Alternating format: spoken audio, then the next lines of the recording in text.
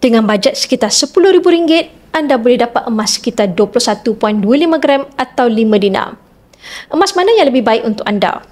1 keping 5 dinar ataupun 5 keping 1 dinar? Jika anda merancang untuk menjual kesemua 5 dinar sekaligus, 1 keping 5 dinar lebih sesuai kerana kadar spread lebih rendah iaitu sebanyak 8% dan gold premium lebih murah. 1 dinar pula lebih sesuai jika matlamat simpanan anda adalah untuk jual atau pajak dalam jumlah yang kecil apabila anda perlukan wang. Sebab itu penting untuk anda tahu apa matlamat simpanan emas ini. Dengan matlamat, anda dapat tentukan saiz emas yang bersesuaian untuk membantu anda maksimumkan keuntungan dalam simpanan. Anda boleh mulakan simpanan emas anda bersama Public Gold sama ada dengan belian terus atau melalui akaun Emascap.